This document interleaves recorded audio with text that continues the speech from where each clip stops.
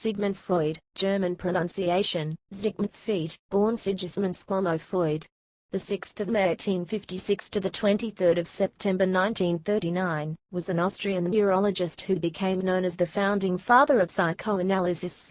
Freud qualified as a doctor of medicine at the University of Vienna in 1881, and then carried out research into cerebral palsy, aphasia and microscopic neuroanatomy at the Vienna General Hospital. He was appointed a university lecturer in neuropathology in 1885, and became a professor in 1902.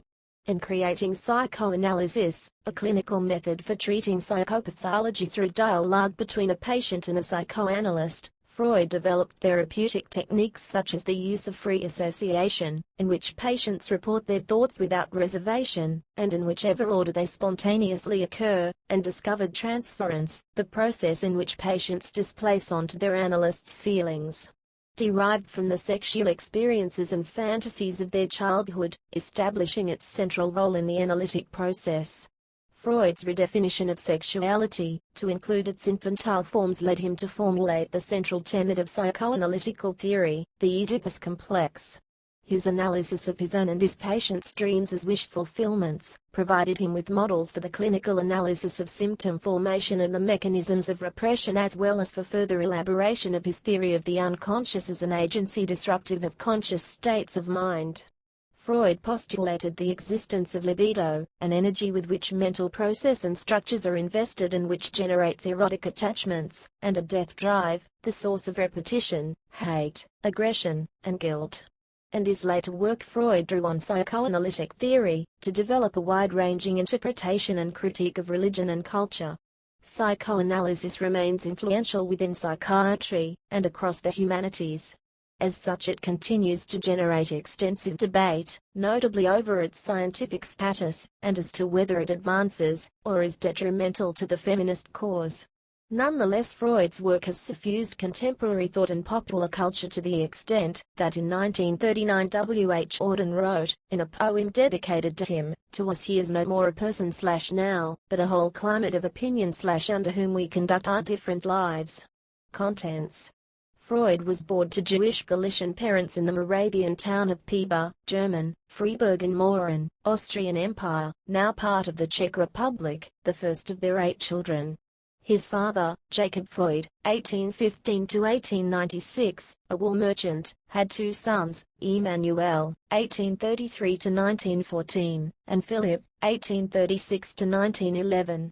From his first marriage, Jacob's family were Hasidic Jews, and though Jacob himself had moved away from the tradition, he came to be known for his Torah study. He and Freud's mother, Amelia, née Nathanson, 20 years her husband's junior and his 3rd wife, were married by Rabbi Isaac Noah Mannheimer on the 29th of July 1855. They were struggling financially, and living in a rented room, in a locksmith's house at Sklosagas 117, when their son Sigmund was born. He was born with the caul, which his mother saw as a positive omen for the boy's future. In 1859 the Freud family left Freiburg. Freud's half-brothers emigrated to Manchester, England, parting him from the inseparable playmate of his early childhood, Emmanuel's son, John. Jacob Freud took his wife and 2 children. Freud's sister, Anna, was born in 1858, a brother, Julius, had died in infancy, firstly to Leipzig, and then in 1860 to Vienna, where 4 sisters, Rosa, Mary, Adolphine and Paula, and a brother, Alexander, were born. In 1865, the 9-year-old Freud entered the Leopoldstadt Communal Real Gymnasium, a prominent high school. He proved an outstanding pupil, and graduated from the Matura in 1873 with honors. He loved literature, and was proficient in German, French, Italian, Spanish, English, Hebrew, Latin, and Greek. Freud read William Shakespeare in English throughout his life, and it has been suggested that his understanding of human psychology was derived from Shakespeare's plays. Freud entered the University of Vienna at age 17. He had planned to study law, but joined the medical faculty at the university, where his studies included philosophy under Franz Brentano, physiology under Ernst Bruck, and zoology under Darwinist Professor Karl Claus. In 1876 Freud spent 4 weeks at Claus's zoological research station in Trieste, dissecting hundreds of eels in an inconclusive search for their male reproductive organs. He graduated with an MD in 1881. Early career and marriage. The following year, 1882, he began his medical career in theatre at psychiatric clinic at the Vienna General Hospital. He resigned his hospital post, and entered private practice in 1886, specializing in nervous disorders. The same year he married Martha Bernays, the granddaughter of Isaac Bernays, a chief rabbi in Hamburg.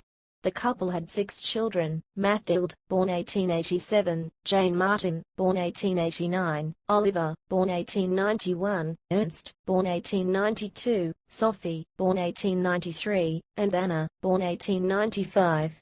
Started the rumor that a romantic relationship may have developed between Freud and his sister-in-law, Minna Bernays, who had moved into the Freud household at Burgers 19 in 1896 after the death of her fiancé. The publication in 2006 of a Swiss hotel log, dated 13 August 1898, showing Freud had stayed there with a woman not his wife, has been regarded by some Freud scholars as showing that there was a factual basis to these rumors. Peter Gay, previously skeptical of the suggestion that Freud had an affair with Bernays, revised his view of the matter, and concluded that an affair between them was possible.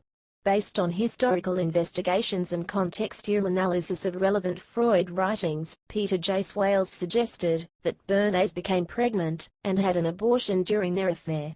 Freud began smoking tobacco at age 24. Initially a cigarette smoker, he became a cigar smoker. He believed that smoking enhanced his capacity to work, and that he could exercise self-control in moderating it.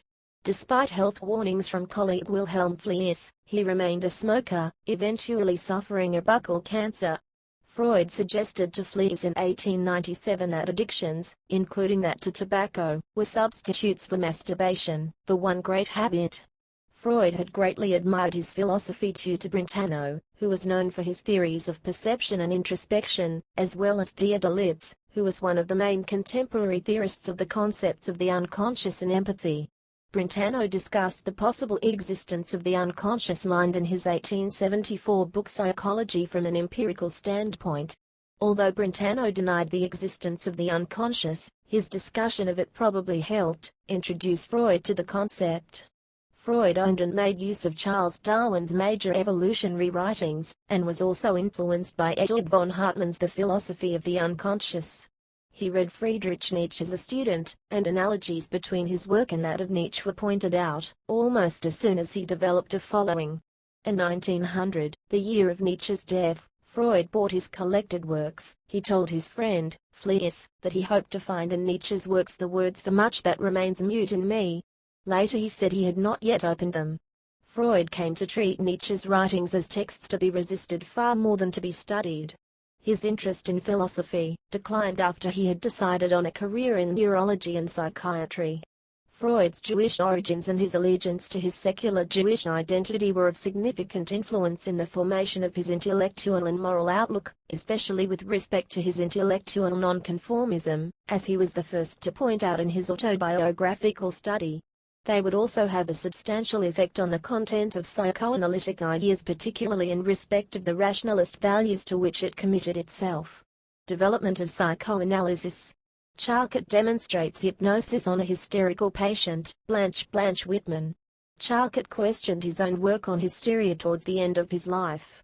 In October 1885, Freud went to Paris on a fellowship to study with Jane Martin Charcot, a renowned neurologist who was conducting scientific research into hypnosis.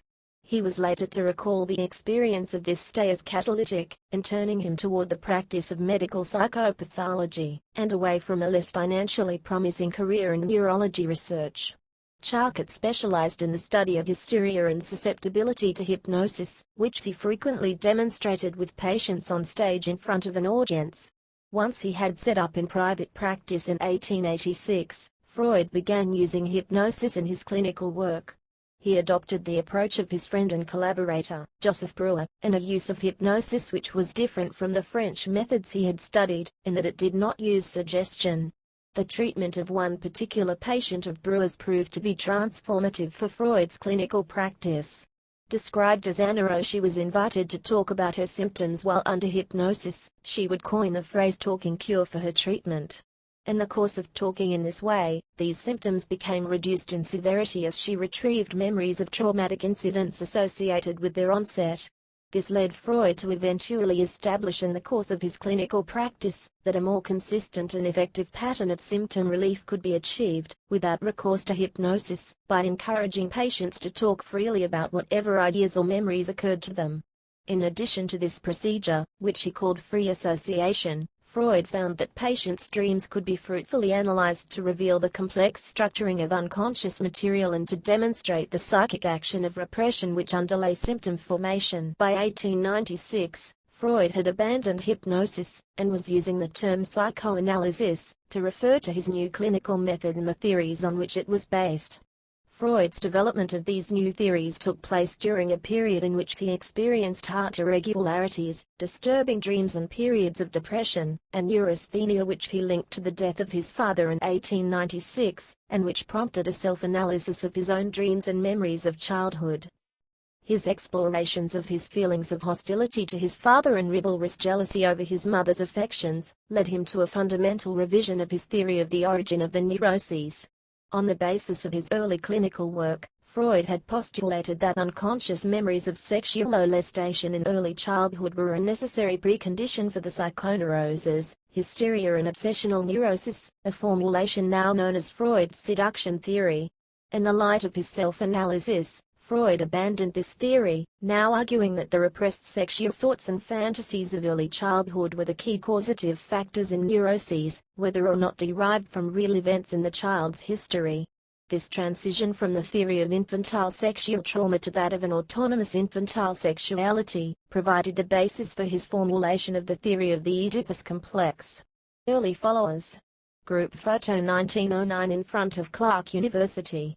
Front row, Sigmund Freud, G. Stanley Hall. Back row, Abraham Abril, Ernest Jones, Sandor Ferenczi.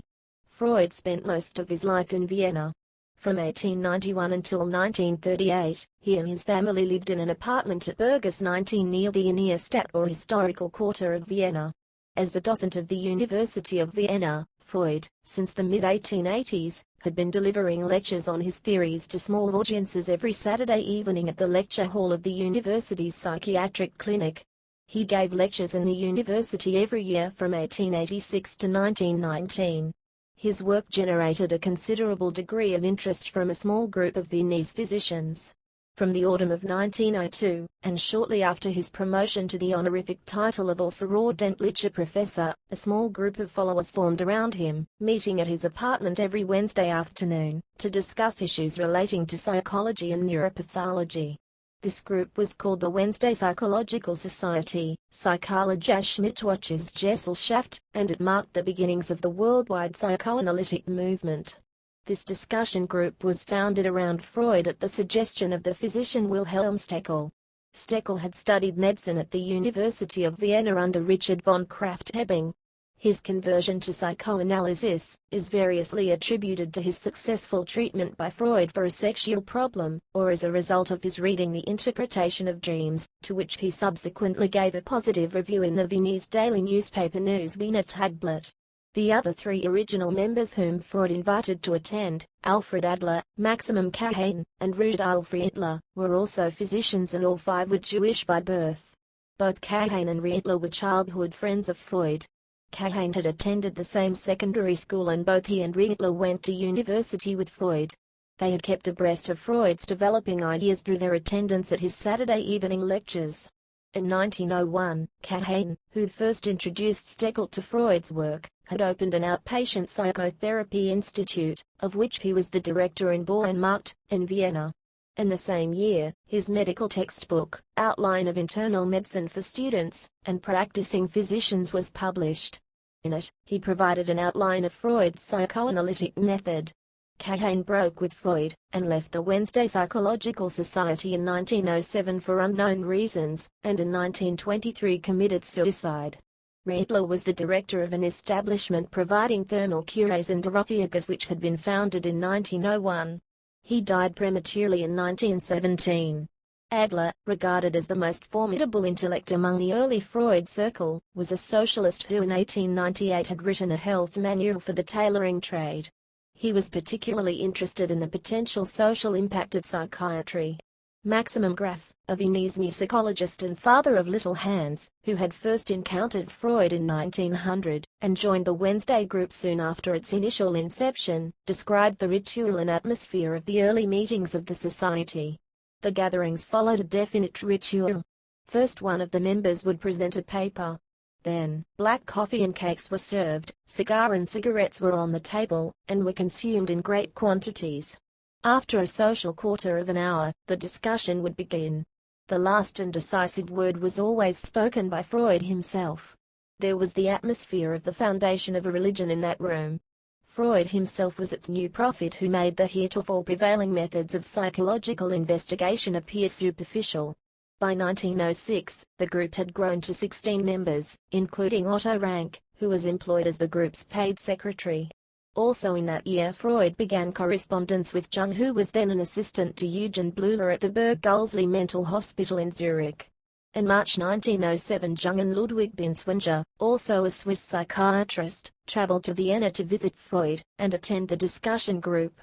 Thereafter they established a small psychoanalytic group in Zurich. In 1908, reflecting its growing institutional status, the Wednesday group was renamed the Vienna Psychoanalytic Society. In 1911, the first women members were admitted to the society. Tatiana Rosenthal and Sabina Spielrein were both Russian psychiatrists and graduates of the Zurich University Medical School. Prior to the completion of her studies, Spielrein had been a patient of Jung at the Burg-Gulzli, and the clinical and personal details of their relationship became the subject of an extensive correspondence between Freud and Jung. Both women would go on to make important contributions to the work of Russian Psychoanalytic Society, which was founded in 1910. Freud's early followers met together formally for the first time at the Hotel Bristol, Salzburg on the 27th of April 1908. This meeting, which was retrospectively deemed to be the first International Psychoanalytic Congress, was convened at the suggestion of Ernest Jones, then a London-based neurologist who had discovered Freud's writings and begun applying psychoanalytic methods in his clinical work. Jones had met Jung at a conference the previous year, and they met up again in Zurich to organize the Congress. There were, as Jones records, 42 present, half of whom were, or became practicing analysts. In addition to Jones and the Viennese and Zurich contingents accompanying Freud and Jung, also present and notable for their subsequent importance in the psychoanalytic movement, were Abraham and Maximum Oettingen from Berlin, Sander Ferenczi from Budapest, and the New York-based Abraham Brill. Important decisions were taken at the Congress with a view to advancing the impact of Freud's work. A journal, the Jahrbuch für Psychoanalytische und Psychopathologische Forschungen, was launched in 1909 under the editorship of Jung. This was followed in 1910 by the monthly Zentralblatt für Psychoanalyse edited by Adler and Steckel, in 1911 by Imago, a journal devoted to the application of psychoanalysis to the field of cultural and literary studies edited by Rank, and in 1913 by the Internationale Zeitschrift für Psychoanalyse, also edited by Rank. Plans for an international association of psychoanalysts were put in place, and these were implemented at the Nuremberg Congress of 1910, where Jung was elected, with Freud's support, as its first president. Freud turned to Brill and Jones to further his ambition to spread the psychoanalytic cause in the English-speaking world. Both were invited to Vienna following the Salzburg Congress, and a division of labor was agreed with Brill given the translation rights for Freud's works, and Jones, who was to take up a post at Toronto University later in the year, tasked with establishing a platform for Freudian ideas in North American academic and medical life. Jones's advocacy prepared the way for Freud's visit to the United States, accompanied by Jung and Ferenczi, in September 1909 at the invitation of Stanley Hall, president of Clark University, Worcester, Massachusetts, where he gave 5 lectures on psychoanalysis. When the ocean liner George Washington arrived in New York, Freud is rumored to have remarked to Jung, "They don't realize that we are bringing them the plague." The event, at which Freud was awarded an honorary doctorate, marked the first public recognition of Freud's work, and attracted widespread media interest. Freud's audience included the distinguished neurologist and psychiatrist James Jackson Putnam, professor of diseases of the nervous system at Harvard, who invited Freud to his country retreat, where they held extensive discussions over a period of 4 days. Putnam's subsequent public endorsement of Freud's work represented a significant breakthrough for the psychoanalytic cause in the United States. When Putnam and Jones organized the founding of the American Psychoanalytic Association in May 1911, they were elected president and secretary respectively. Brill founded the New York Psychoanalytic Society the same year. His translations of Freud's work began to appear from 1909. Resignations from the IPA. Some of Freud's followers subsequently withdrew from the International Psychoanalytic Association, IPA, and founded their own schools. From 1909, Adler's views on topics such as neurosis began to differ markedly from those held by Freud.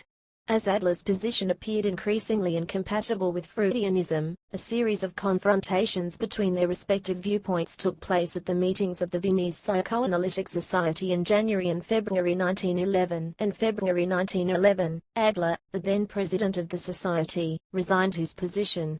At this time, Stekel also resigned his position as vice president of the society. Adler finally left the Freudian group altogether in June 1911 to found his own organization with 9 other members who had also resigned from the group. This new formation was initially called Society for Free Psychoanalysis, but it was soon renamed the Society for Individual Psychology. In the period after World War I, Adler became increasingly associated with the psychological position he devised called individual psychology. The committee in 1922, Rank, Abraham, Oettingen, Jones, Standing, Freud, Ferenczi, Sachs. In 1912, Jung published Wandlungen und Symbol der Libido, published in English in 1916 as Psychology of the Unconscious, making it clear that his views were taking a direction quite different from those of Freud. To distinguish this system from psychoanalysis, Jung called it analytical psychology.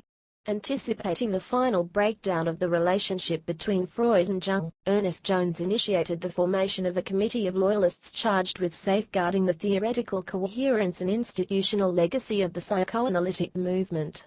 Formed in the autumn of 1912, the committee comprised Freud, Jones, Abraham, Ferenczi, Rank and Hans Sachs. Maximum Oettingen joined the committee in 1919.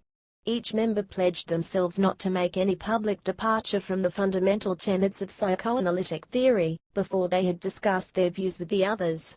After this development, Jung recognized that his position was untenable, and resigned as editor of the Jahrbuch, and then as president of the IPA in April 1914.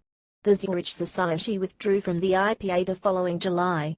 Later the same year, Freud published a paper entitled The History of the Psychoanalytic Movement, the German original being first published in the Jahrbuch, giving his view on the birth and evolution of the psychoanalytic movement and the withdrawal of Adler and Jung from it.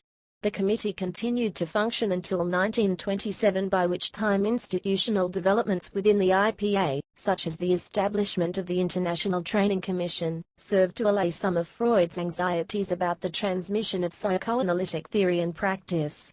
The final defection from Freud's inner circle occurred following the publication in 1924 of Rank's The Trauma of Birth, which other members of the committee read as, in effect, abandoning the Oedipus complex as the central tenet of psychoanalytic theory.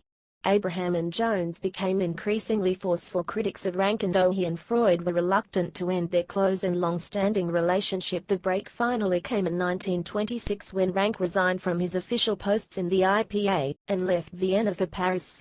His place on the committee was taken by Anna Freud. Rank eventually settled in the United States, where his revisions of Freudian theory were to influence a new generation of therapists uncomfortable with the orthodoxies of the IPA. After the founding of the IPA in 1910, an international network of psychoanalytical societies, training institutes and clinics became well established, and a regular schedule of biannual congresses commenced after the end of World War I to coordinate their activities. Freud attended his last congress in Berlin in 1922.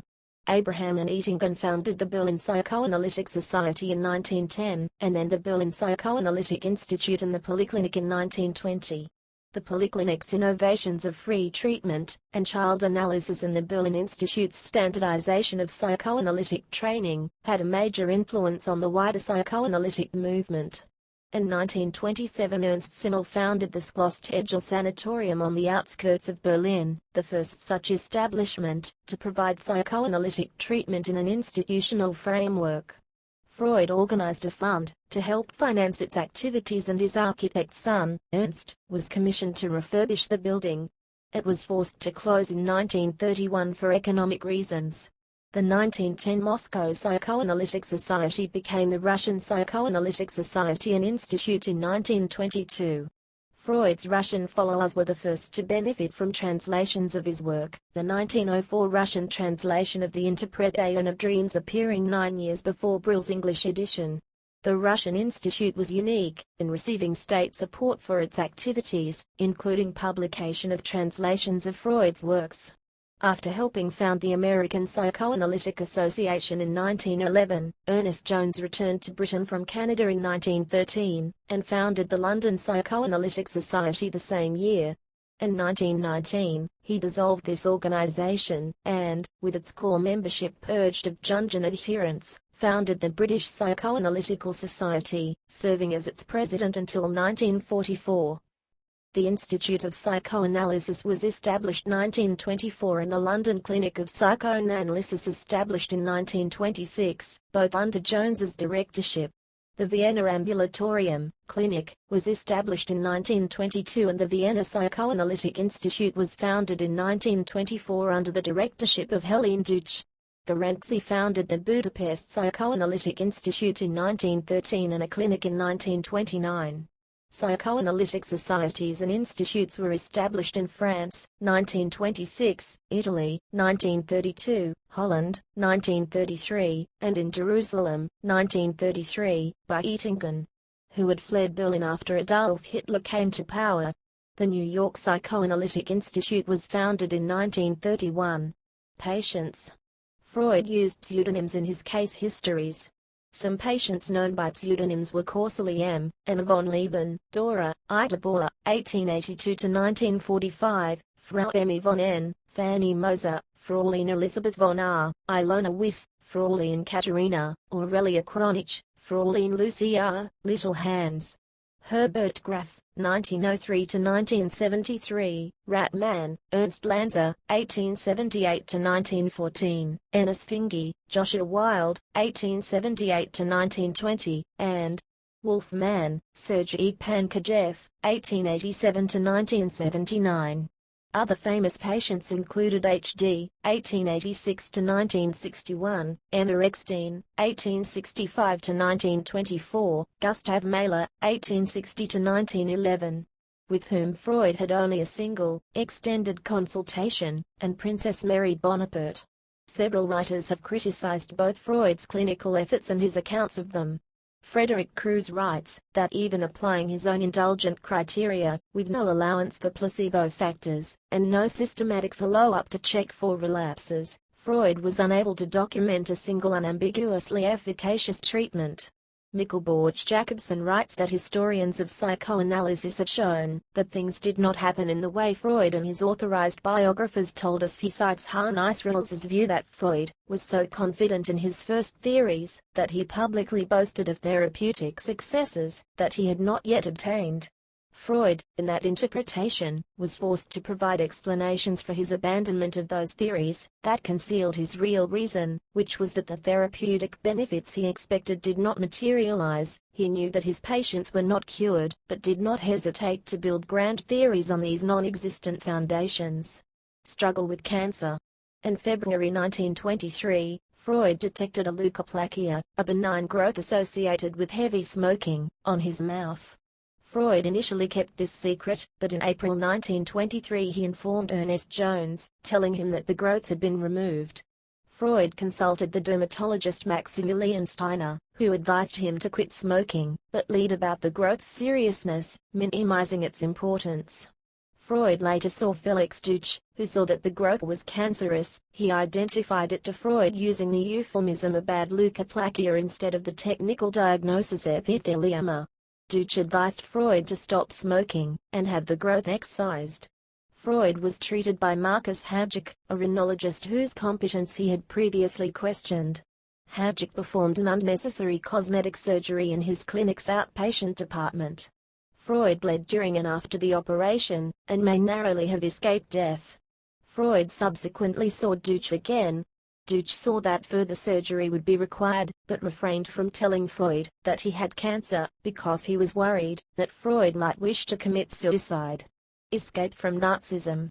In 1930, Freud was awarded the Goethe Prize in recognition of his contributions to psychology and to German literary culture. In January 1933, the Nazis took control of Germany, and Freud's books were prominent among those they burned and destroyed. Freud quipped, "What progress we are making. In the Middle Ages they would have burned me. Now, they are content with burning my books." Freud continued to maintain his optimistic underestimation of the growing Nazi threat, and remained determined to stay in Vienna, even following the Anschluss of 13 March 1938, in which Nazi Germany annexed Austria, and the outbursts of violent antisemitism that ensued. Ernest Jones, the then president of the International Psychoanalytic Association, IPA, flew into Vienna from London via Prague on 15 March, determined to get Freud to change his mind and seek exile in Britain. This prospect and the shock of the detention and interrogation of Anna Freud by the Gestapo finally convinced Freud it was time to leave Austria. Jones left for London the following week with a list, provided by Freud, of the party of émigrés for whom immigration permits would be required. Back in London, Jones used his personal acquaintance with the Home Secretary, Sir Samuel Hoare, to expedite the granting of permits. There were 17 in all, and work permits were provided where relevant. Jones also used his influence in scientific circles, persuading the President of the Royal Society, Sir William Bragg, to write to the Foreign Secretary Lord Halifax, requesting to good effect that diplomatic pressure be applied in Berlin and Vienna on Freud's behalf. Freud also had support from American diplomats, notably his ex-patient and American ambassador to France, William Bullitt. The departure from Vienna began in stages throughout April and May 1938. Freud's grandson Ernst Halberstadt and Freud's son Martin's wife and children left for Paris in April. Freud's sister-in-law, Minna Bernays, left for London on 5 May, Martin Freud the following week, and Freud's daughter Mathilde and her husband, Robert Harlicher, on 24 May. By the end of the month, arrangements for Freud's own departure for London had become stalled, mired in a legally tortuous and financially extortionate process of negotiation with the Nazi authorities. However, the Nazi-appointed commissar put in charge of his assets and those of the IPA proved to be sympathetic to Freud's plight. Anton Sauerwald had studied chemistry at Vienna University under Professor Joseph Herzig, an old friend of Freud's, and evidently retained, notwithstanding his Nazi party allegiance, a respect for Freud's professional standing. Expected to disclose details of all Freud's bank accounts to his superiors and to follow their instructions, to destroy the historic library of books housed in the offices of the IPA, in the event Sauerwald did neither, removing evidence of Freud's foreign bank accounts to his own safekeeping, and arranging the storage of the IPA library in the Austrian National Library, where they remained until the end of the war. Though Sauerwald's intervention lessened the financial burden of the flight tax on Freud's declared assets, other substantial charges were levied in relation to the debts of the IPA and the valuable collection of antiquities Freud possessed. Unable to access his own accounts, Freud turned to Princess Mary Bonaparte, the most eminent and wealthy of his French followers, who had traveled to Vienna to offer her support, and it was she who made the necessary funds available. This allowed Sauerwald to sign the necessary exit visas for Freud, his wife Martha and daughter Anna. They left Vienna on the Orient Express on 4 June, accompanied by their household staff and a doctor, arriving in Paris the following day, where they stayed as guests of Princess Bonaparte before traveling overnight to London, arriving at Victoria Station on 6 June. Many famous names were soon to call on Freud to pay their respects, notably Salvador Dali, Stefan Zweig, Leonard and Virginia Woolf, and H.G. Wells. Representatives of the Royal Society called with the Society's charter for Freud to sign himself into membership. Princess Bonaparte arrived towards the end of June to discuss the fate of Freud's 4 elderly sisters left behind in Vienna. Her subsequent attempts to get them exit visas failed, and they would all die in Nazi concentration camps. In spring 1939, Anton Sauerwald arrived to see Freud, ostensibly to discuss matters relating to the assets of the IPA. He was able to do Freud one last favor. He returned to Vienna to drive Freud's Viennese cancer specialist, Hans Pichler, to London to operate on the worsening condition of Freud's cancerous jaw. Sauerwald was tried and imprisoned in 1945 by an Austrian court for his activities as a Nazi Party official. Responding to a plea from his wife, Anna Freud wrote to confirm that Sauerwald used his office as our appointed commissar in such a manner as to protect my father. Her intervention helped secure his release from jail in 1947. In the Freud's new home at 20 Maresfield Garden, Hampstead, North London, Freud's Vienna consulting room was recreated in faithful detail. He continued to see patients there until the terminal stages of his illness. He also worked on his last books, Moses and Monotheism, published in German in 1938, and in English the following year, in the uncompleted outline of Psychoanalysis, which was published posthumously. Death. By mid-September 1939, Freud's cancer of the mouth was causing him increasingly severe pain, and had been declared to be inoperable. After reading Honoré de Balzac's La Peau de Chagrin in a single sitting, Freud turned to his doctor, friend and fellow refugee, Maximum Schur, reminding him that they had previously discussed the terminal stages of his illness. "Schur, you remember our contract not to leave me in the lurch when the time had come. Now it is nothing but torture, and makes no sense." When Schur replied that he had not forgotten, Freud said, "I thank you, and then talk it over with Anna, and if she thinks it's right, then make an end of it."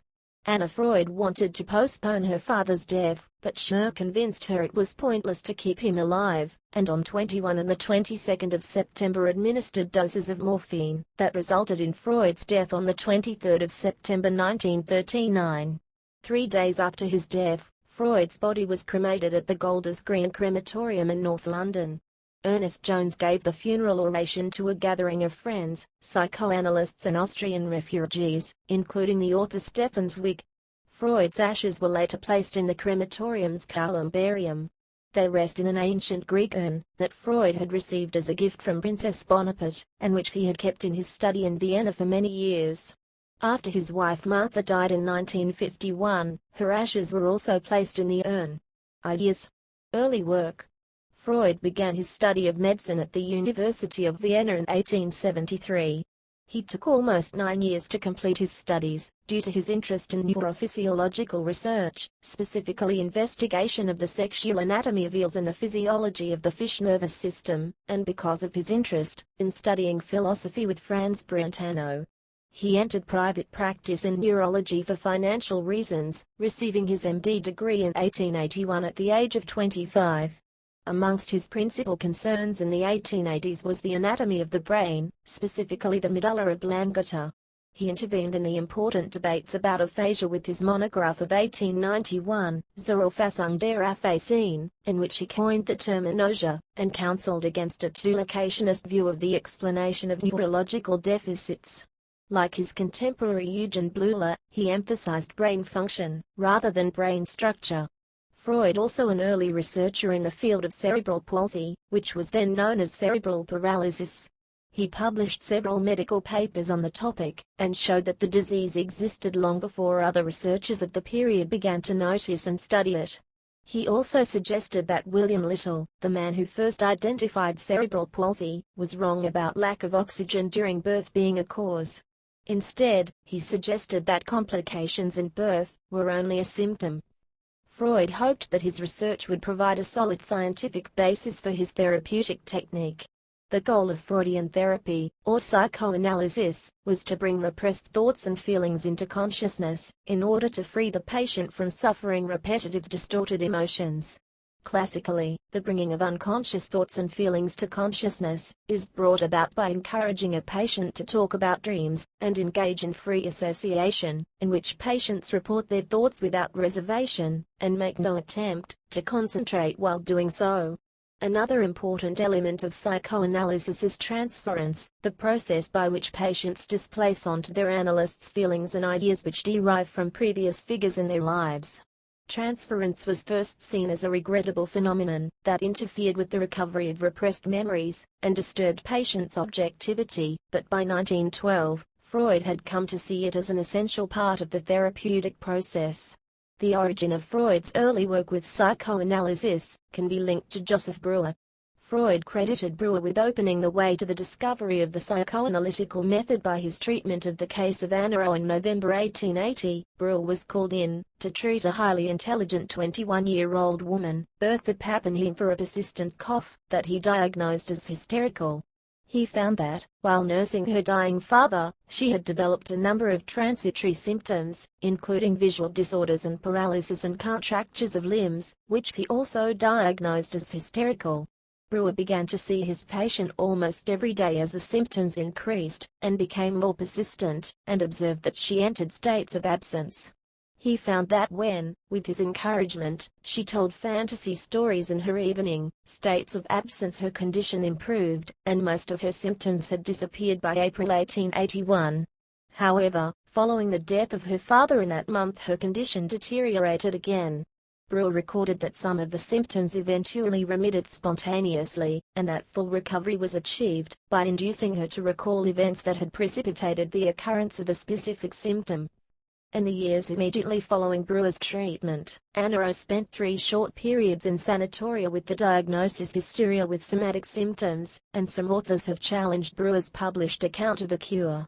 Richard Scouse rejects this interpretation, which he sees as stemming from both Freudian and anti-psychoanalytical revisionism, that regards both Breuer's narrative of the case as unreliable and his treatment of Anna O. as a failure. In the early 1890s, Freud used a form of treatment, based on the one that Breuer had described to him, modified by what he called his pressure technique and his newly developed analytic technique of interpretation and reconstruction. According to Freud's later accounts of this period, as a result of his use of this procedure, most of his patients in the mid-1890s reported early childhood sexual abuse. He believed these stories, but then came to believe that they were fantasies. He explained these at first as having the function of fending off memories of infantile masturbation, but in later years he wrote that they represented Oedipal fantasies. Another version of events focuses on Freud's proposing that unconscious memories of infantile sexual abuse were at the root of the psychoneuroses. In letters to Fleece in October 1895, before he reported that he had actually discovered such abuse among his patients. In the first half of 1896, Freud published 3 papers stating that he had uncovered, in all of his current patients, deeply repressed memories of sexual abuse in early childhood. In these papers, Freud recorded that his patients were not consciously aware of these memories, and must therefore be present as unconscious memories, if they were to result in hysterical symptoms or obsessional neurosis. The patients were subjected to considerable pressure to reproduce infantile sexual abuse scenes that Freud was convinced had been repressed into the unconscious. Patients were generally unconvinced that their experiences of Freud's clinical procedure indicated actual sexual abuse. He reported that even after a supposed reproduction of sexual scenes, the patients assured him emphatically of their disbelief. As well as his pressure technique, Freud's clinical procedures involved analytic inference and the symbolic interpretation of symptoms to trace back to memories of infantile sexual abuse. His claim of 100% confirmation of his theory only served to reinforce previously expressed reservations from his colleagues about the validity of findings obtained through his suggestive techniques. Cocaine. As a medical researcher, Freud was an early user and proponent of cocaine as a stimulant as well as analgesic. He believed that cocaine was a cure for many mental and physical problems, and in his 1884 paper on coca he extolled its virtues. Between 1883 and 1887 he wrote several articles recommending medical applications, including its use as an antidepressant. He narrowly missed out on obtaining scientific priority for discovering its anesthetic properties, of which he was aware, but had mentioned only in passing. Karl Kahler, a colleague of Freud's in Vienna, received that distinction in 1884, after reporting to a medical society the ways cocaine could be used in delicate eye surgery. Freud also recommended cocaine as a cure for morphine addiction. He had introduced cocaine to his friend Ernst von Fleece, who had become addicted to morphine taken to relieve years of excruciating nerve pain resulting from an infection acquired while performing an autopsy. However, his claim that ʻfʁɔyt was cured of his addiction was premature, though he never acknowledged he had been at fault. ʻfʁɔyt developed an acute case of cocaine psychosis, and soon returned to using morphine, dying a few years later after more suffering from intolerable pain. The application as an anesthetic turned out to be one of the few safe uses of cocaine, and as reports of addiction and overdose began to filter in from many places in the world, Freud's medical reputation became somewhat tarnished. After the cocaine episode, Freud ceased to publicly recommend use of the drug, but continued to take it himself occasionally for depression, migraine and nasal inflammation during the early 1890s, before discontinuing in 1896. In this period he came under the influence of his friend and confidant Fleece, who recommended cocaine for the treatment of the so-called nasal reflex neurosis. Fleece, who operated on the noses of several of his own patients, also performed operations on Freud, and on one of Freud's patients whom he believed to be suffering from the disorder, anorexia. However, the surgery proved disastrous. It has been suggested that much of Freud's early psychoanalytical theory was a byproduct of his cocaine use. The unconscious. Main article, Unconscious Mind. The concept of the unconscious was central to Freud's account of the mind. Freud believed that, while poets and thinkers had long known of the existence of the unconscious, he had ensured that it received scientific recognition in the field of psychology. However, the concept made an informal appearance in Freud's writings. The unconscious was first introduced in connection with the phenomenon of repression, to explain what happens to ideas that are repressed.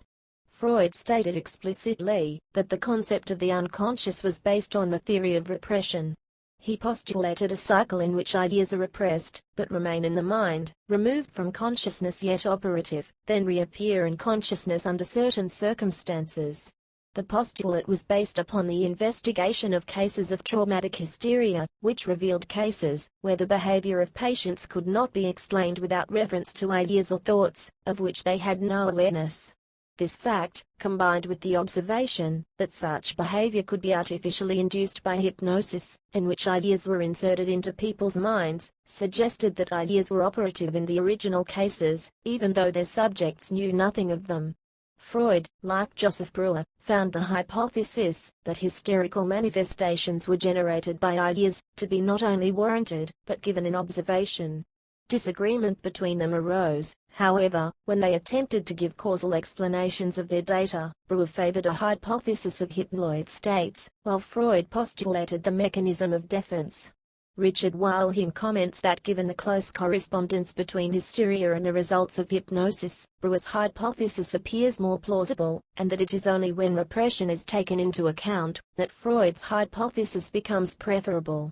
Freud originally allowed that repression might be a conscious process, but by the time he wrote his second paper on the neuropsychoses of defense, 1896, he apparently believed that repression, which he referred to as the psychical mechanism of unconscious defense, occurred on an unconscious level. Freud further developed his theories about the unconscious in the interpretation of dreams, 1899, and in jokes and their relation to the unconscious, 1905, where he dealt with condensation and displacement as inherent characteristics of unconscious mental activity. Freud presented his first systematic statement of his hypotheses about unconscious mental processes in 1912, in response to an invitation from the London Society of Psychical Research to contribute to its proceedings. In 1915, Freud expanded that statement into a more ambitious metapsychological paper, entitled The Unconscious. In both these papers, when Freud tried to distinguish between his conception of the unconscious and those that predated psychoanalysis, he found it in his postulation of ideas that are simultaneously latent and operative. Dreams.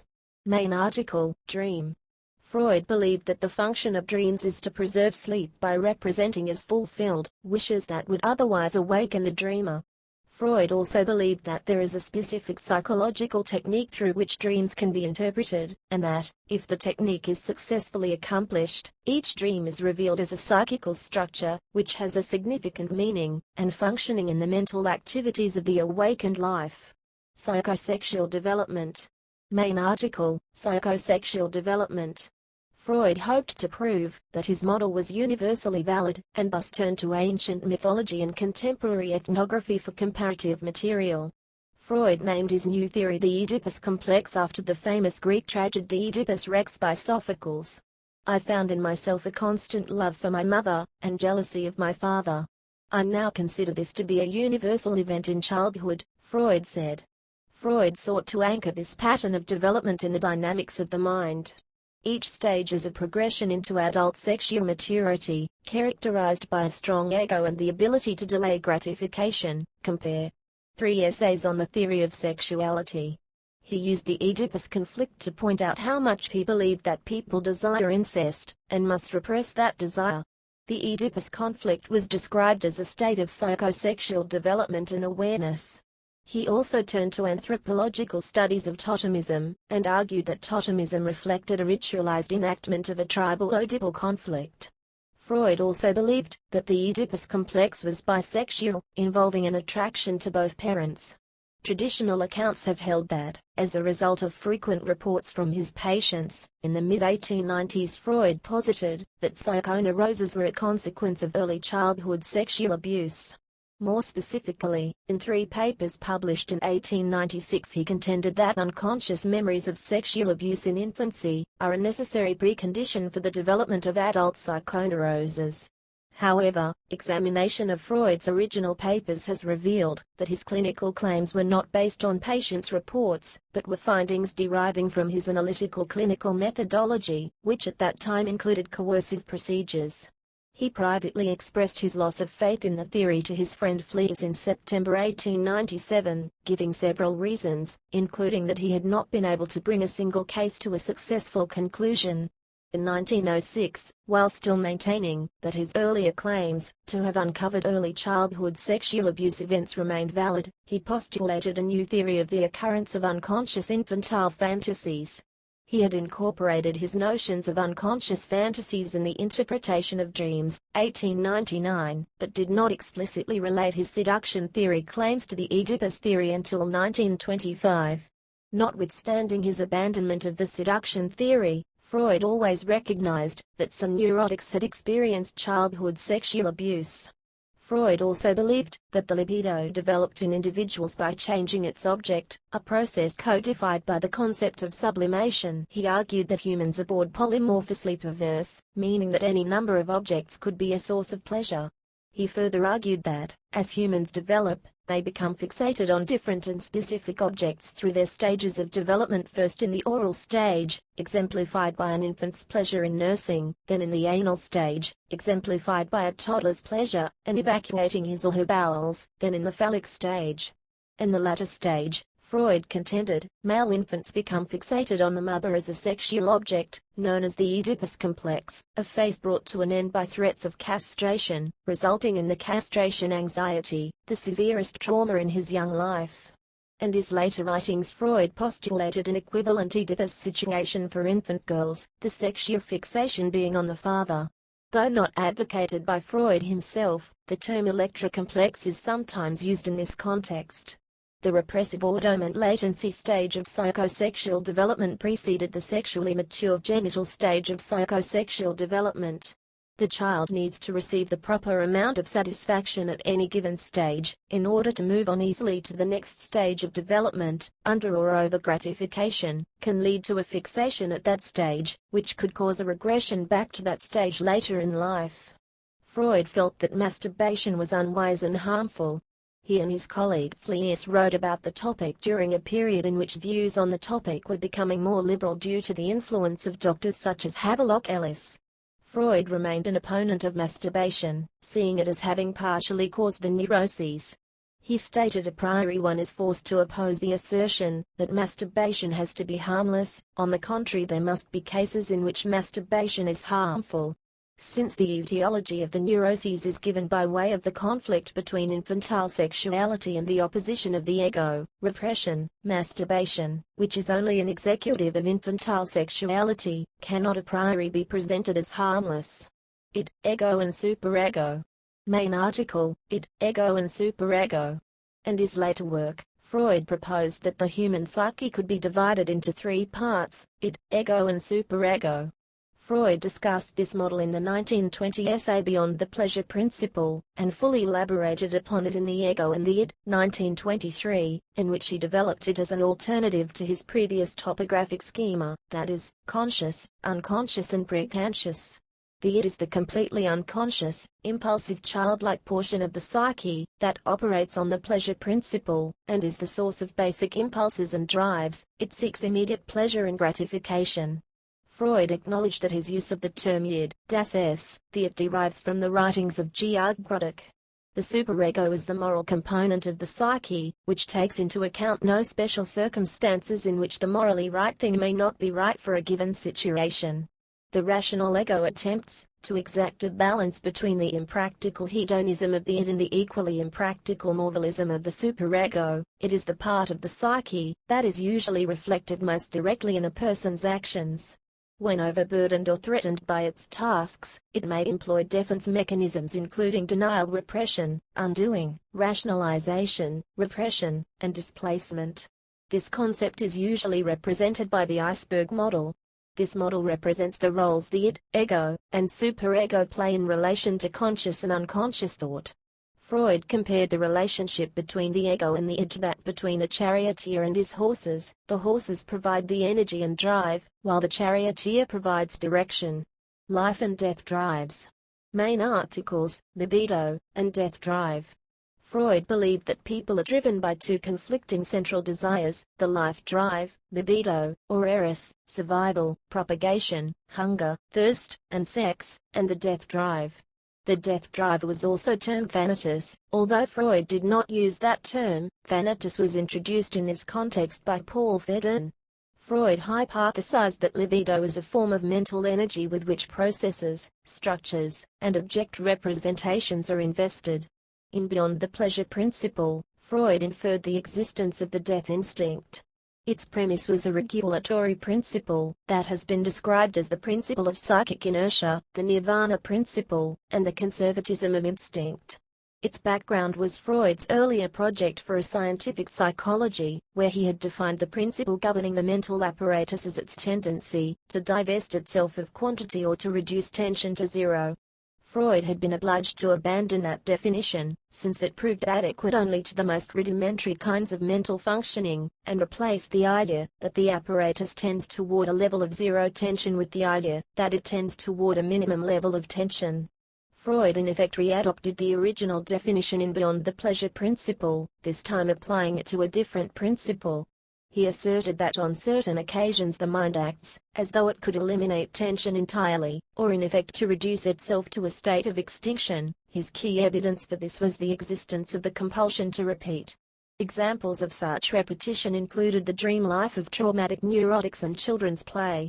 In the phenomenon of repetition, Freud saw a psychic trend to work over earlier impressions, to master them, and derive pleasure from them. A trend was prior to the pleasure principle, but not opposed to it. In addition to that trend, however, there was also a principle at work that was opposed to, and thus beyond the pleasure principle. If repetition is a necessary element in the binding of energy or adaptation, when carried to inordinate lengths it becomes a means of abandoning adaptations, and reinstating earlier or less evolved psychic positions.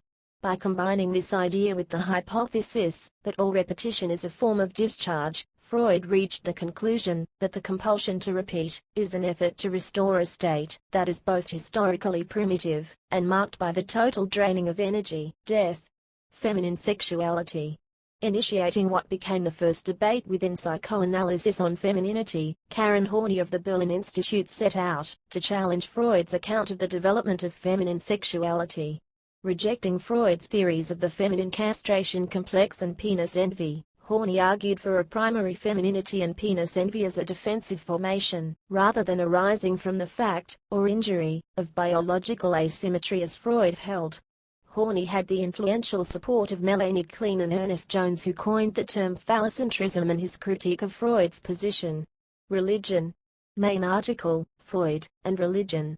Freud regarded the monotheistic God as an illusion based upon the infantile emotional need for a powerful supernatural pater familias. He maintained that religion, once necessary to restrain man's violent nature in the early stages of civilization, in modern times, can be set aside in favor of reason and science. Obsessive Actions and Religious Practices, 1907, notes the likeness between faith, religious belief, and neurotic obsession.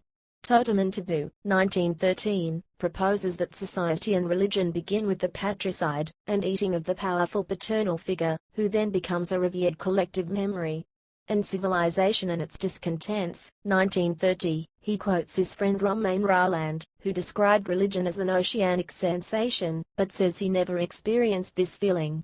Moses and Monotheism, 1937, proposes that Moses was the tribal paterfamilias, killed by the Jews, who psychologically coped with the patricide with a reaction formation conducive to their establishing monotheist Judaism. Analogously, he described the Roman Catholic rite of Holy Communion as cultural evidence of the killing and devouring of the Sacred Father. Moreover, he perceived religion, with its suppression of violence, as mediator of the societal and personal, the public and the private, conflicts between eros and thanatos, the forces of life and death. Later works indicate Freud's pessimism about the future of civilization, which he noted in the 1931 edition of Civilization and Its Discontents. Legacy. Psychotherapy. Though not the first methodology in the practice of individual verbal psychotherapy, Freud's psychoanalytic system came to dominate the field from early in the 20th century, forming the basis for many later variants. While these systems have adopted different theories and techniques, all have followed Freud, by attempting to effect behavioral change through having patients talk about their difficulties. Psychoanalysis itself has, according to psychoanalyst Joel Covell, declined as a distinct therapeutic practice, despite its pervasive influence on psychotherapy. The Neo-Freudians, a group understood by Covell to include Alfred Adler, Otto Rank, Karen Horney, Harry Stack Sullivan and Erich Fromm, rejected Freud's theory of instinctual drive, emphasized interpersonal relations and self-assertiveness, and made modifications to therapeutic practice that reflected these theoretical shifts. Adler originated the approach, although his influence was indirect due to his inability to systematically formulate his ideas. In Covell's view, Neo-Freudian practice shares the same assumption as most current therapeutic approaches in the United States: if what is wrong with people follows directly from bad experience, then therapy can be in its basics nothing but good experience as a corrective. Neo-Freudian analysis therefore places more emphasis on the patient's relationship with the analyst and less on exploration of the unconscious. Carl Jung believed that the collective unconscious, which reflects the cosmic order and the history of the human species, is the most important part of the mind. It contains archetypes, which are manifested in symbols that appear in dreams, disturbed states of mind, and various products of culture. Jungians are less interested in infantile development and psychological conflict between wishes and the forces that frustrate them than in integration between different parts of the person. The object of Jungian therapy was to mend such splits. Jung focused in particular on problems of middle and later life. His objective was to allow people to experience the split-off aspects of themselves, such as the anima, a man's suppressed female self, the animus, a woman's suppressed male self, or the shadow, an inferior self-image, and thereby attain wisdom. Jacques Lacan approached psychoanalysis through linguistics and literature. Lacan believed that Freud's essential work had been done prior to 1905, and concerned the interpretation of dreams, neurotic symptoms, and slips, which had been based on a revolutionary way of understanding language and its relation to experience and subjectivity. Lacan believed that ego psychology and object relations theory were based upon misreadings of Freud's work. For Lacan, the determinative dimension of human experience is neither the self, as in ego psychology, nor relations with others, as in object relations theory, but language. Lacan saw desire as more important than need, and considered it necessarily ungratifiable. Wilhelm Reich developed ideas that Freud had developed at the beginning of his psychoanalytic investigation, but then superseded, but never finally discarded. These were the concept of the actual neurosis and a theory of anxiety based upon the idea of dammed-up libido. In Freud's original view, what really happened to a person, the actual determined the resulting neurotic disposition. Freud applied that idea both to infants and to adults. In the former case, seductions were sought as the causes of later neuroses, and in the latter incomplete sexual release. Unlike Freud, Reich retained the idea that actual experience, especially sexual experience, was of key significance. By the 1920s, Reich had taken Freud's original ideas about sexual release to the point of specifying the orgasm as the criteria of healthy function. Reich was also developing his ideas about character into a form that would later take shape, first as muscular armor, and eventually as a transducer of universal biological energy, the orgone. Fritz Perls, who helped to develop Gestalt therapy, was influenced by Reich, Jung and Freud. The key idea of Gestalt therapy is that Freud overlooked the structure of awareness, which, properly understood, is an active process that moves toward the construction of organized meaningful wholes between an organism and its environment. These wholes, called gestalts, are patterns involving all the layers of organismic function, thought, feeling, and activity. Neurosis is seen as splitting in the formation of gestalts, and anxiety as the organism sensing the struggle towards its creative unification. Gestalt therapy attempts to cure patients through placing them in contact with immediate organismic needs. Perls rejected the verbal approach of classical psychoanalysis. Talking in Gestalt therapy serves the purpose of self-expression, rather than gaining self-knowledge. Gestalt therapy usually takes place in groups, and in concentrated workshops, rather than being spread out over a long period of time. It has been extended into new forms of communal living. Arthur Janoff's primal therapy, which has been an influential post-Freudian psychotherapy, resembles psychoanalytic therapy in its emphasis on early childhood experience, but nevertheless has profound differences with it. While Janoff's theory is akin to Freud's early idea of actual neurosis, he does not have a dynamic psychology, but a nature psychology like that of Reich or Perls, in which need is primary while wish is derivative and dispensable when need is met. Despite its surface similarity to Freud's ideas, Janoff's theory lacks a strictly psychological account of the unconscious and belief in infantile sexuality. While for Freud there was a hierarchy of danger situations, for Janoff the key event in the child's life is awareness that the parents do not love it. Janoff writes that primal therapy has in some ways returned to Freud's early ideas and techniques. Frederick Crews considers Freud the key influence upon champions of survivorship such as Ellen Bass and Laura Davis, co-authors of The Courage to Heal, although in his view they are indebted not to classic psychoanalysis, but to the pre-psychoanalytic Freud, the one who supposedly took pity on his hysterical patients, found that they were all harboring memories of early abuse, and cured them by unknotting their repression.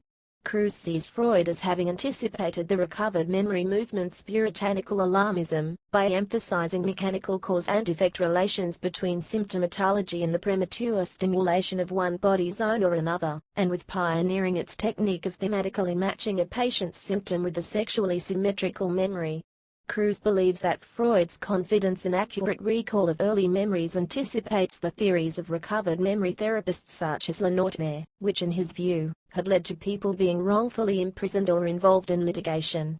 Ethan Watters and Richard Ofsch write that the psychodynamic conception of the mind may be at the end of its usefulness, which could affect thousands upon thousands of therapists and their patients.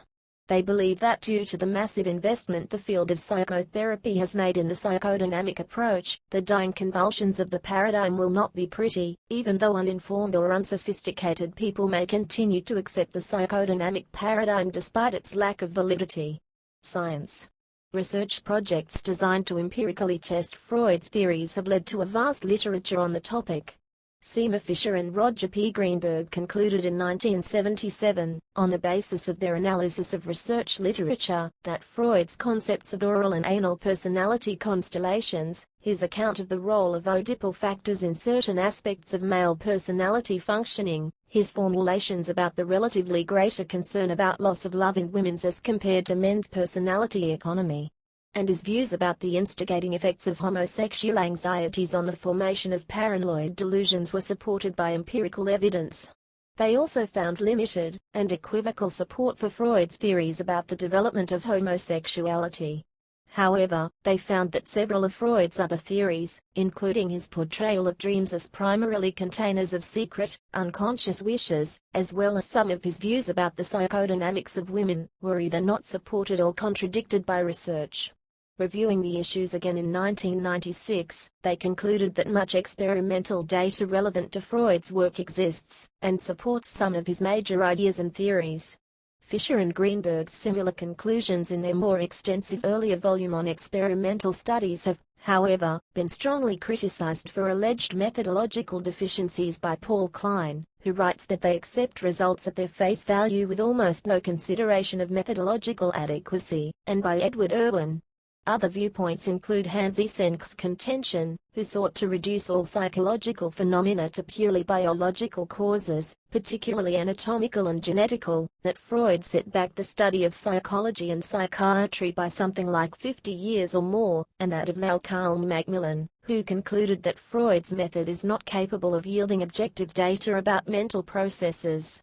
Morris Eagle states that it has been demonstrated quite conclusively that, because of the epistemologically contaminated status of clinical data derived from the clinical situation, such data have questionable probative value in the testing of psychoanalytic hypotheses. Webster considers psychoanalysis perhaps the most complex and successful pseudoscience in history. J. Allen Hobson believes that Freud, by rhetorically discrediting 19th-century investigators of dreams such as Alfred Maury and the Marquis de Harvey de St. Denis at a time when study of the physiology of the brain was only beginning, interrupted the development of scientific dream theory for half a century. In a 1915 essay for the Journal of Abnormal Psychology, noted dream psychologist Lydia H. Horton dismissed Freud's dream theory as dangerously inaccurate, and claimed his approach to dream psychology infinitely refined the guesses of earlier generations of thinkers as to the relationship of sleep fancies to the waking life. Karl Popper, who argued that all proper scientific theories must be potentially falsifiable, claimed that Freud's psychoanalytic theories were presented in unfalsifiable form, meaning that no experiment could ever disprove them. Adolf Grunbaum has maintained, in opposition to Popper, that many of Freud's theories are empirically testable. Whilst in agreement with Grunbaum regarding Popper, Donald Levy rejects Grunbaum's argument that therapeutic success is the empirical basis on which Freud's theories stand or fall, and that it rests on a false dichotomy between intra- and extra-clinical evidence.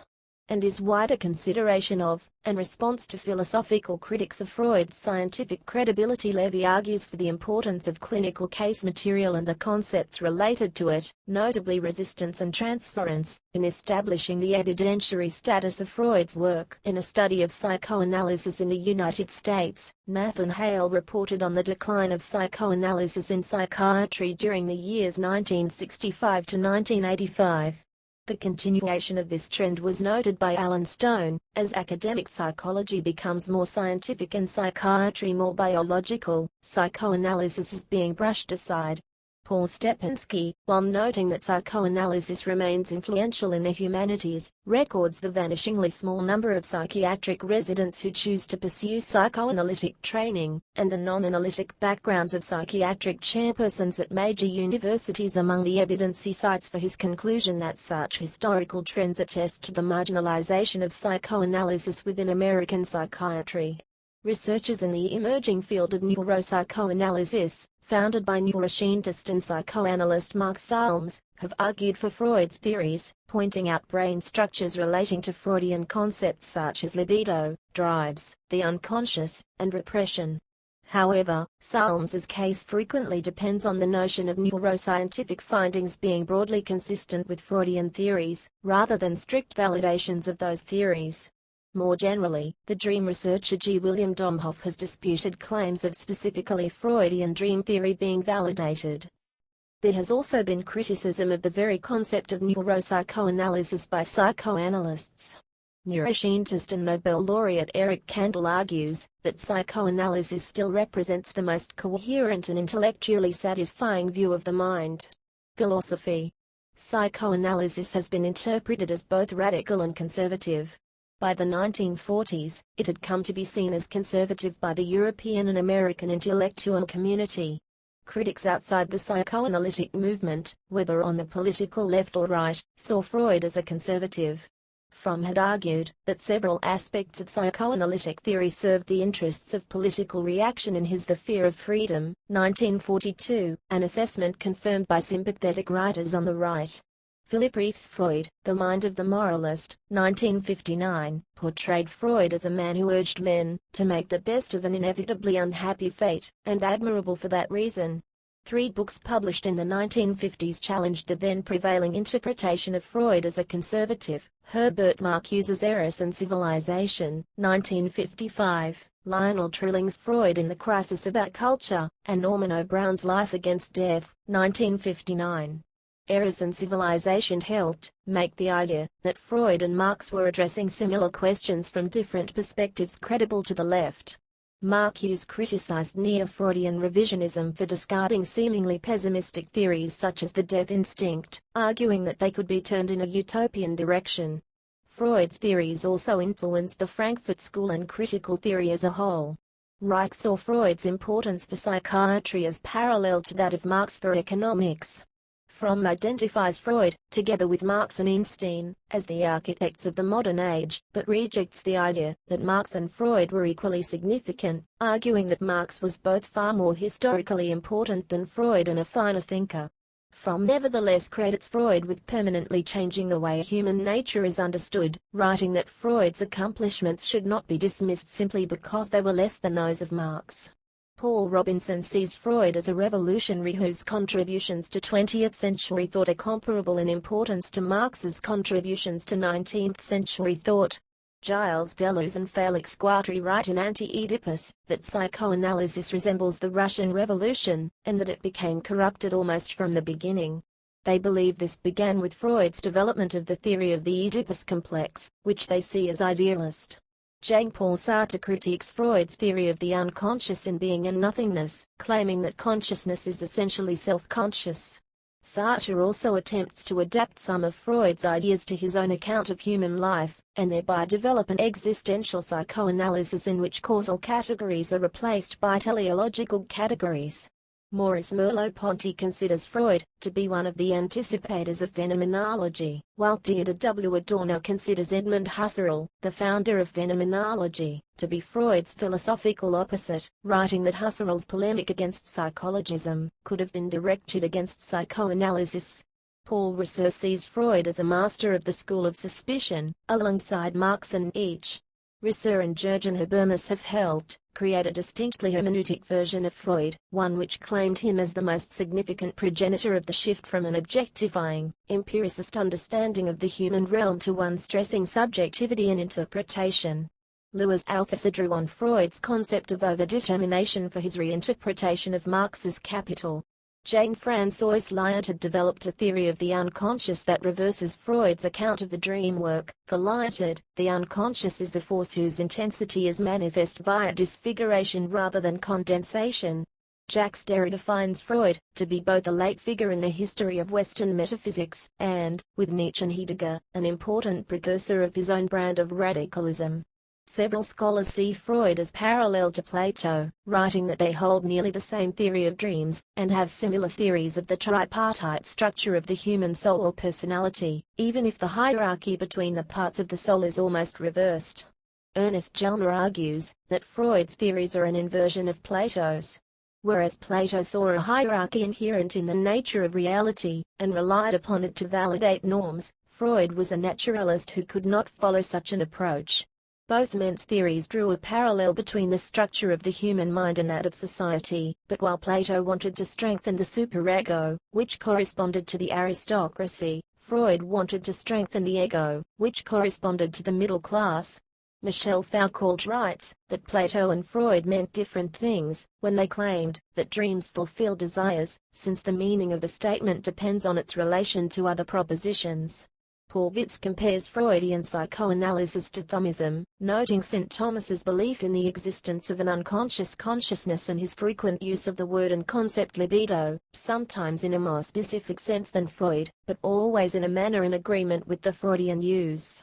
Witz suggests that Freud may have been unaware that his theory of the unconscious was reminiscent of Aquinas. Bernard Williams writes that there has been hope that some psychoanalytical theories may support some ethical conception as a necessary part of human happiness, but that in some cases the theories appear to support such hopes, because they themselves involve ethical thought.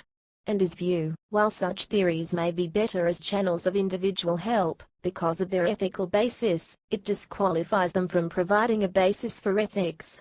Literary criticism. Literary critic Harold Bloom has been influenced by Freud. Camille Paglia has also been influenced by Freud, whom she calls Nietzsche's heir, and one of the greatest sexual psychologists in literature, but has rejected the scientific status of his work in her Sexual Personae, writing, Freud has no rivals among his successors, because they think he wrote science, when in fact he wrote art. Feminism. The decline in Freud's reputation has been attributed partly to the revival of feminism. Simone de Beauvoir criticizes psychoanalysis from an existentialist standpoint in The Second Sex, arguing that Freud saw an original superiority in the male, that is in reality socially induced. Betty Friedan criticizes Freud in what she considered his Victorian view of women in The Feminine Mystique. Freud's concept of penis envy was attacked by Kate Millett, whose sexual politics accused him of confusion and oversights. Naomi Weisstein writes that Freud and his followers erroneously thought that his years of intensive clinical experience added up to scientific rigor. Freud is also criticized by Shulamith Firestone and Eva Figes. In The Dialectic of Sex, Firestone argues that Freud was a poet who produced metaphors, rather than literal truths. In her view, Freud, like feminists, recognized that sexuality was the crucial problem of modern life, but ignored the social context, and failed to question society itself. Firestone interprets Freudian metaphors in terms of the literal facts of power within the family. Figes tries in Patriarchal Attitudes to place Freud within a history of ideas. Juliet Mitchell defends Freud against his feminist critics in Psychoanalysis and Feminism, accusing them of misreading him, and misunderstanding the implications of psychoanalytic theory for feminism. Mitchell helped introduce English-speaking feminists to Lacan. Mitchell is criticized by Jane Gallup in The Daughter's Seduction. Gallup compliments Mitchell for her criticism of the distortions inflicted by feminists upon Freud's text and his discoveries, but finds her treatment of Lacanian theory lacking. Some French feminists, among them Julia Kristeva and Luce Irigaray, have been influenced by Freud as interpreted by Lacan. Irigaray has produced a theoretical challenge to Freud and Lacan, using their theories against them to put forward a psychoanalytic explanation for theoretical bias. Irigaray claims that the cultural unconscious only recognizes the male sex, and details the effects of this unconscious belief on accounts of the psychology of women. Feminist scholars such as Ranjana Khanna and Elizabeth Gross have used Freud's work to try to create an understanding of sexual difference that accounts for the materiality of the body without reifying the biological and the neurological. They suggest that psychoanalysis can be put to work in ways which challenge anti-biologism and its reinforcement of binary oppositions such as human/animal, nature/the social empirical reality/interpretation, and man/woman. Carol Gilligan writes that the penchant of developmental theorists to project a masculine image, and one that appears frightening to women, goes back at least to Freud. She sees Freud's criticism of women's sense of justice reappearing in the work of Jane Piaget and Lawrence Kohlberg. Gilligan notes that Nancy Chodorow, in contrast to Freud, attributes sexual difference not to anatomy, but to the fact that the early social environment differs for, and is experienced differently by male and female children. Chodorow, writing against the masculine bias of psychoanalysis, replaces Freud's negative and derivative description of female psychology with a positive and direct account of her own psychology with a positive and direct account of her own psychology with a positive and direct account of her own psychology with a positive and direct account of her own psychology with a positive and direct account of her own psychology with a positive and direct account of her own psychology with a positive and direct account of her own psychology with a positive and direct account of her own psychology with a positive and direct account of her